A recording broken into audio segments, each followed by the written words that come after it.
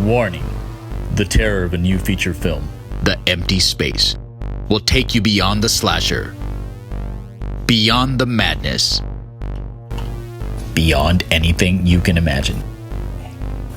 Don't go with him. And once you enter, the only escape will be to go beyond the empty space. The Empty Space, the new film by Andrew Hada.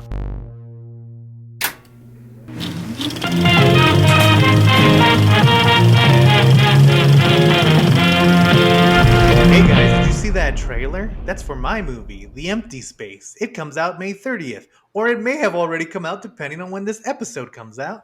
Either way, go find it right now or put it on your coming soon list.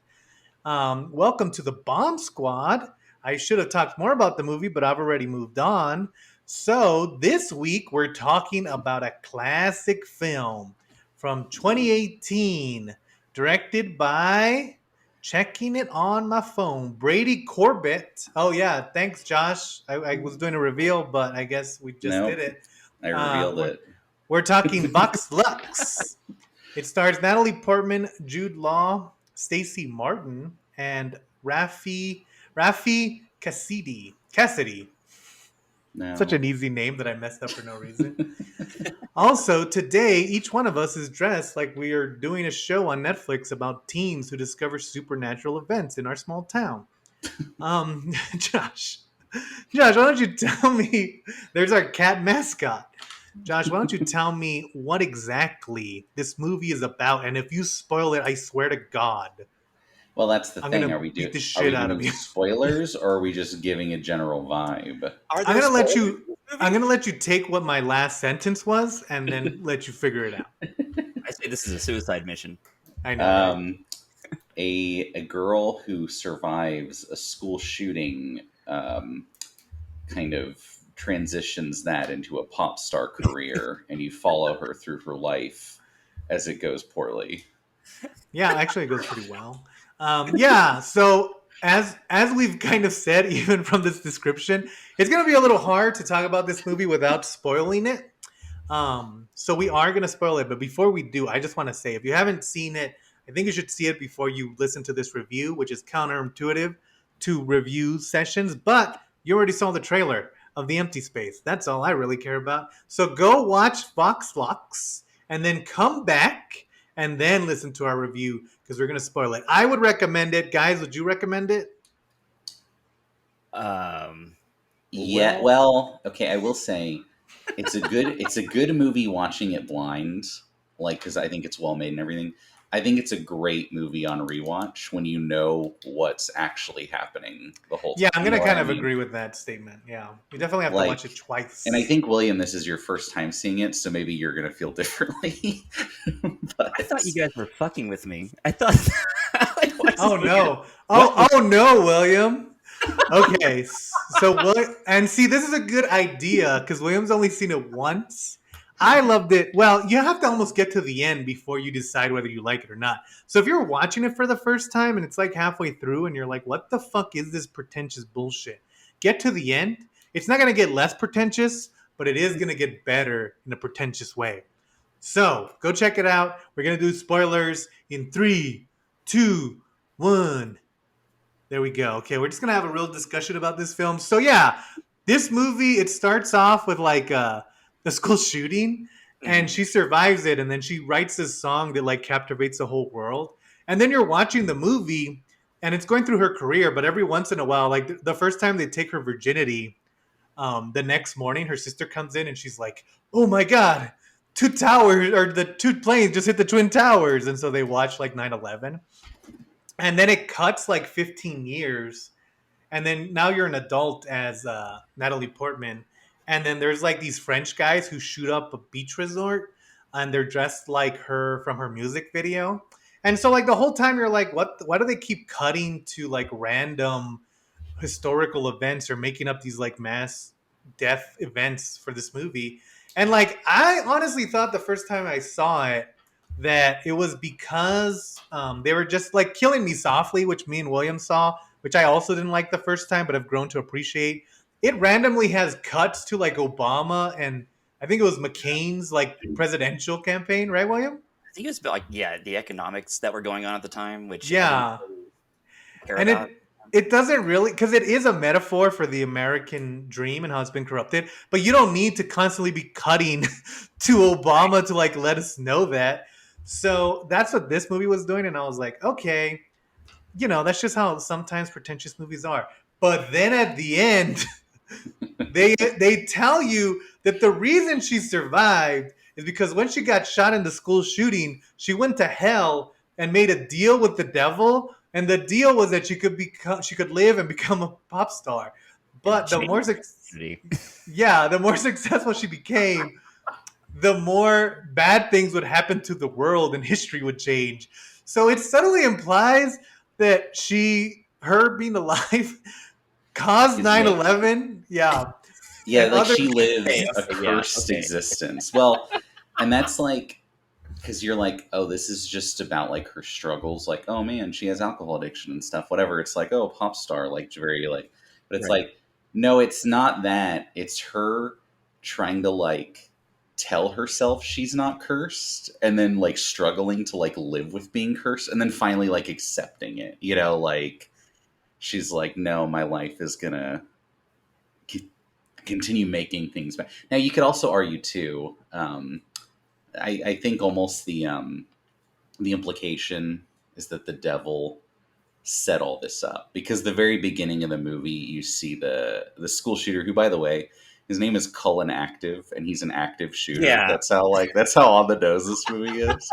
They like forgot to change his name. Not only that, but he's like wearing he's wearing like black contacts and black eyeshadow. Like they really didn't reinvent the wheel for this school shooter. Well, it was like no, okay. So you see, because it opens on this is one of those movies where it divides things into like prelude, chapter 1, Genesis. It's like, okay, it's one of those movies, yeah. But at the very beginning, you hear a gunshot and you see only good movies do that. You see him driving a van away. You see him get out of the van, and he's dressed normal, like he's just like a regular kid in like winter clothes. And when he gets to the school, he has like a fur coat and like the black eyeshadow and a shaved head, and it's like, oh, it's like his pop star persona as the school shooter. So the idea is like the devil is making him kill these kids, and then like she's kind of like the next step of that. So it's like a horror movie disguised as a drama, is what I'm saying. Okay, that's a cool angle, and that changes everything. Yeah, again, it's not advertised as a horror movie. William, did you not get that from the last part? Well, I mean, that was in the last like 3 seconds. Like that happened literally in like, the very last like scene. So I was already like so over it that I was like, "Is this movie a fucking joke? Like, what is this movie?" Yeah, because it was like this. That's an interesting line, but I definitely didn't, put it in context with like the rest of the story. I was like, well, I remember because I went to go see this movie in theaters, and I had to drive all the way to the other side of town. And so I remember sitting there, and I don't like movies that have mass shootings, and so I was kind of annoyed. And so I was watching it, and I was just sitting there like this, like, what the fuck is it? Like, arms crossed, like, fuck this movie. Like, why does it keep showing these events? And then at the end, it was like when fucking the light hits the Blues Brothers and I was like, oh my God. They made this about the girl selling her soul to the devil for absolutely no reason. And they only reveal it in literally, it's like they say this part, they confirm that the sister knows that it's true. And then the best part is, okay, so she's doing a school shooting, or she survives a school shooting. Her and her sister think of this song that she sings at like the memorial. And her sister right. The sister writes it. And then they like tell us that song was such a hit that it like changed the course of how people viewed school shootings and everything like that. And then at the end, she's doing her like comeback concert or whatever. And they tell us that the girl's soul, she sold her soul to the devil. She kind of caused all these horrific history events. And so you think, and they're singing that song from the beginning. So you think they're going to end at that song to kind of be like, oh, look at how creepy it was.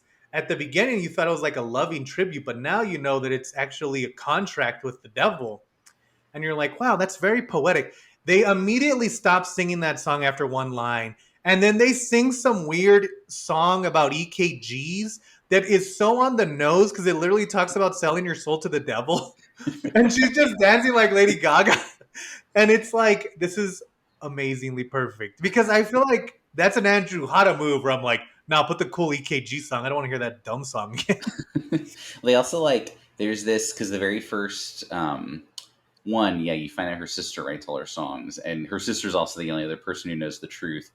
And you kind of like you can almost see the songs of like her sister trying to help her get over, like kind of like convince herself it's not like real. Like I think like the beginning, like oh the song got really successful, and the only request that they made was to change the line from I to we. So it's like, oh, it's not your trauma, it's the country's trauma. So it's like it's clearly like her sister trying to be like, oh, this is for you, but it's like, no, the country needs this.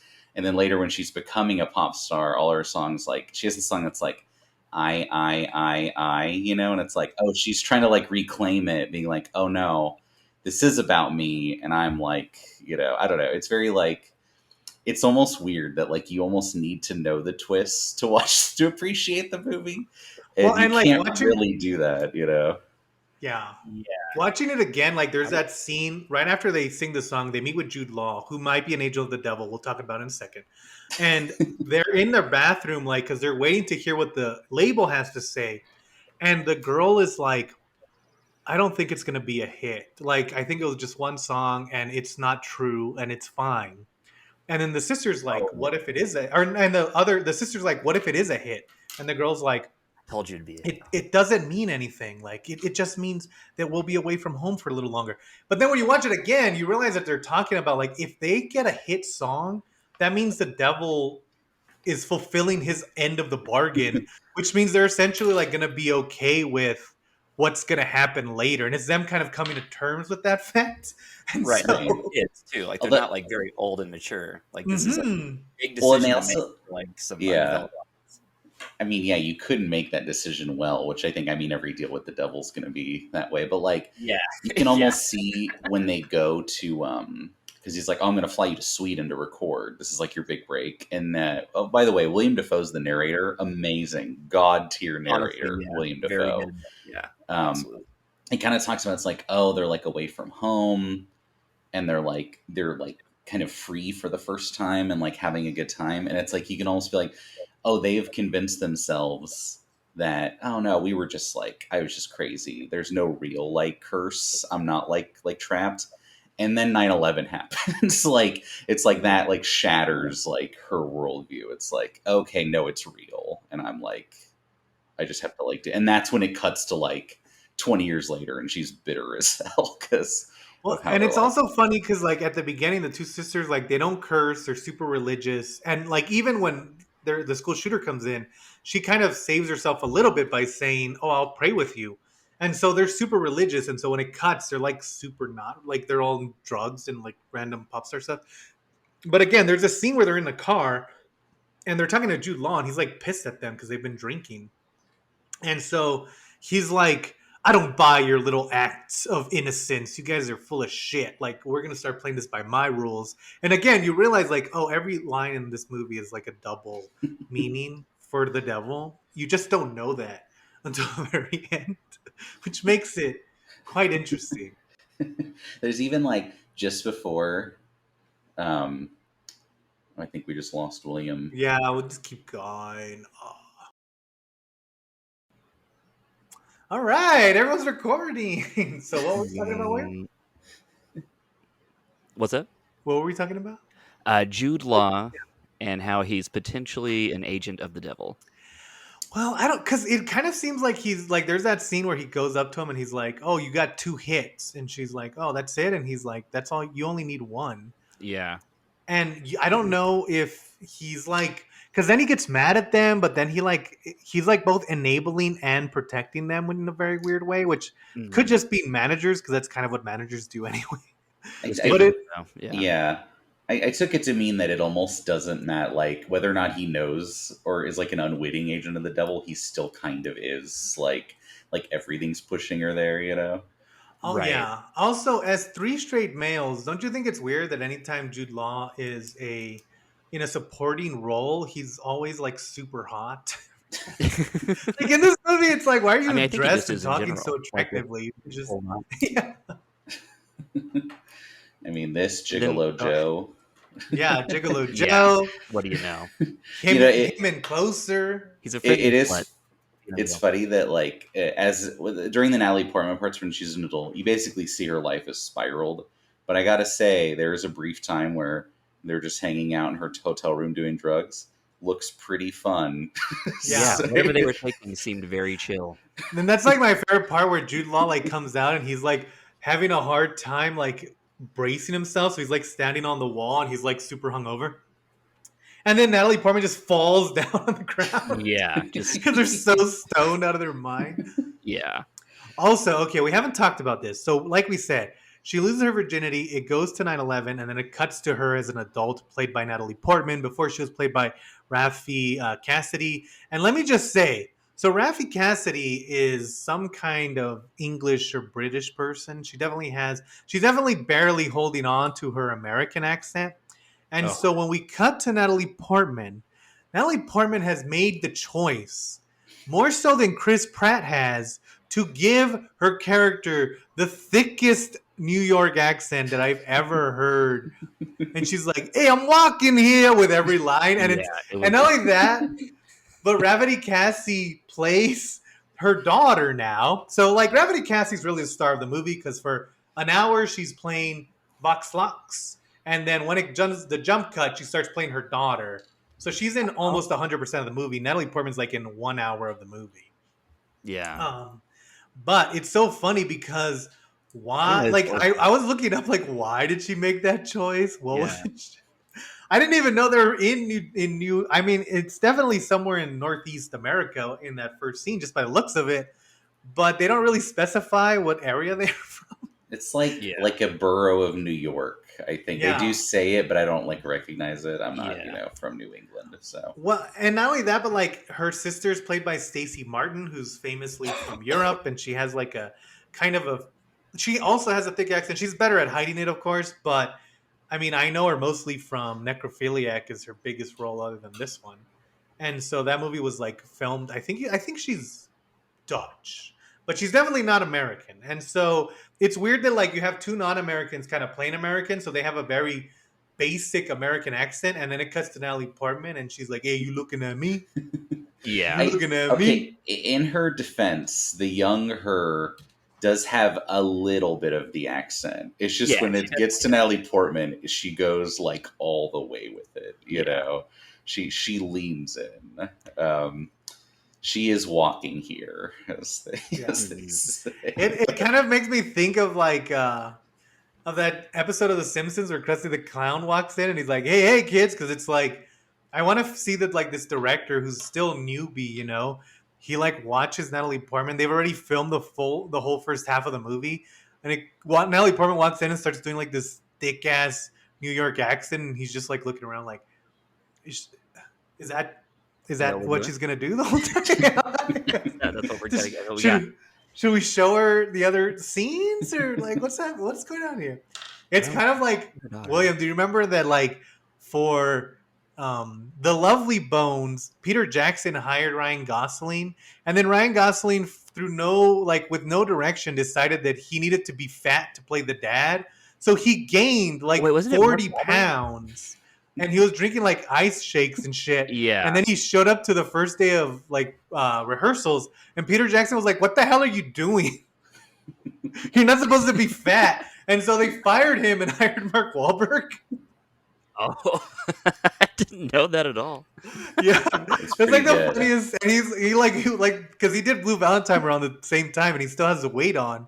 And so he's like, "Yeah, I was supposed to do Lovely Bones, but I got fired because I gained too much weight because I thought he should be fatter." And he also shaved his head so that he had like the dome like Captain Picard again. Yeah. Nobody told him to do that. So it's not even like they could be like, "Okay, well, we don't want that angle. Just change it." Like they needed to wait for him to grow back his hair. Yeah. People want to dunk on Ryan Gosling, but he's amazing. I mean, for real though. Yeah, that's so Um, funny. But it just that kind of feels the same thing where it's like, yeah, if I was directing Natalie Portman in my first big movie, I don't know if I'd be able to be like, hey, can you not do that ever again and do it you for the rest scale of it back. I mean, yeah, because the like she's going to be the draw on the poster, Yeah. So it's like Yeah. you kind of get it. But I still think she did a good job. No, she does a I great think job. they almost do like the because obviously when it jumps to like 20 years later when the shooting happens in Paris and they're like wearing the mask from like her video, everyone's like, no one's gonna blame you for this, and then people are still kind of like, she has reasons to get mad at people, like there's like some like Yeah. she goes to like lunch with her daughter and the manager's like demanding like a selfie and an autograph, Right. and then Right. she's like, fuck off, and he's like, you can't talk to me like that, get out of here. It's like, no, you're in the wrong, you're Yeah, like you're out being Right. harassing your customer, and it's like obviously he can't know she's like in a pact with the devil and that's what's really like weighing on her mind.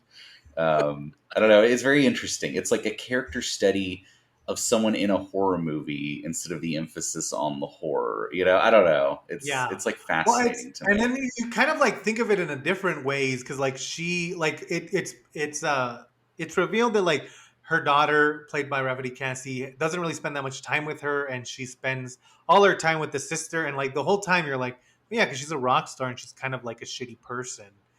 And then, but then you watch it again, you're like, wait, is that the reason, or is it because she's protecting her daughter from being around literally the devil, and so that she doesn't want her? And then not only that, but she's just surrounded by misery all the time, and so it's like, yeah, I wouldn't want my daughter around that either. But then, I mean, she's also addicted to like heroin, and she's lost I the sight mean, of one wouldn't you eye. be, Oh yeah. honestly?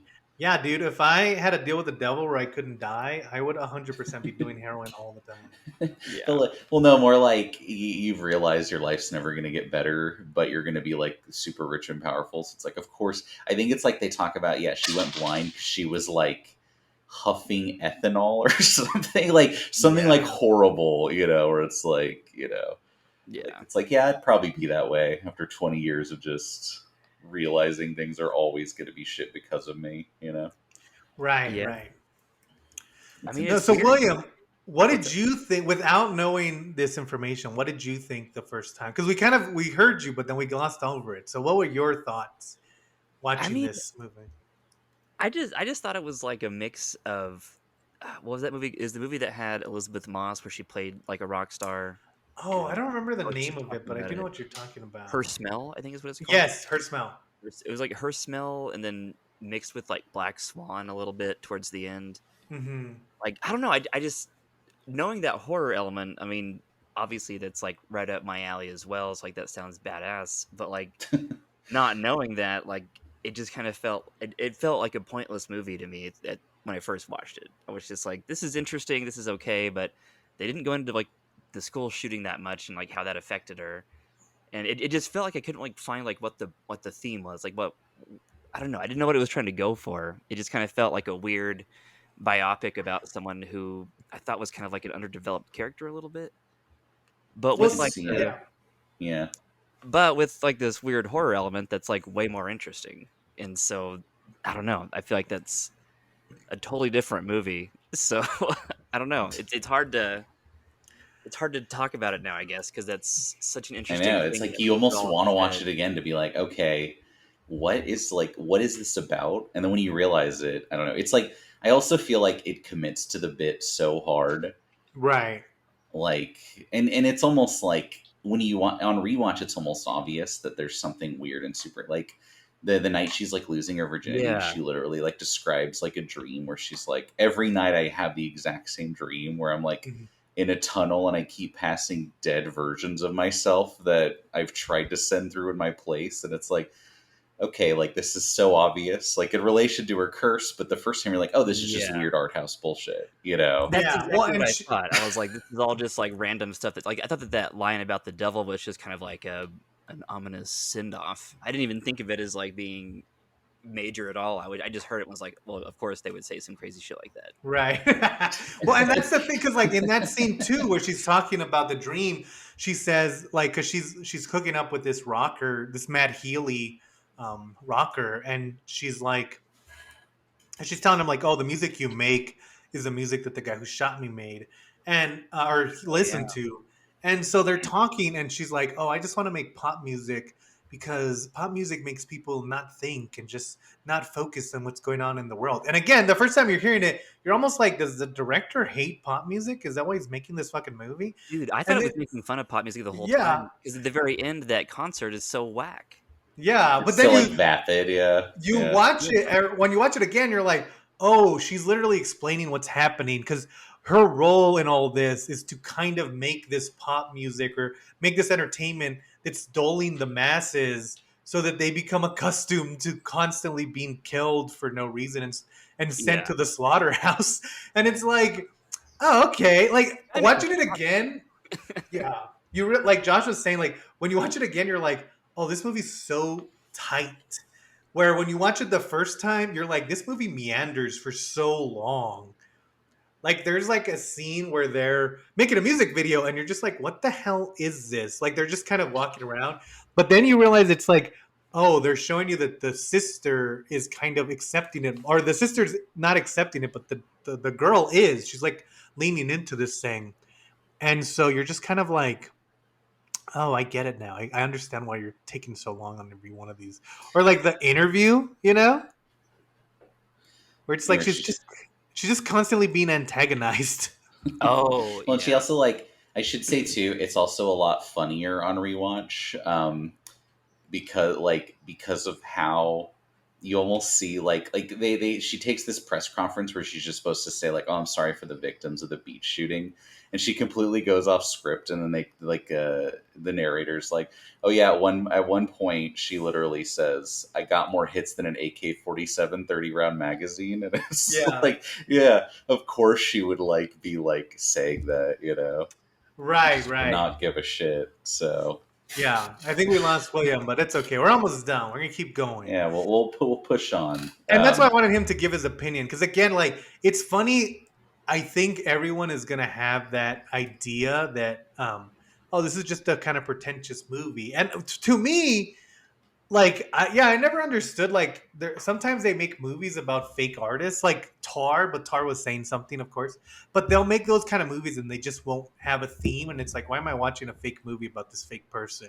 Like Ted Lasso kind of feels like that, where after the first season, once they like finish their little arc, now you're like in season 4 and you're like, okay, but now we're just like watching a fictionalized soccer team, and I don't Yeah, like like there's not nothing really do here. anything. Yeah. Right. No, yeah, A- this is solid. This is solid and in a way that is not. Yeah.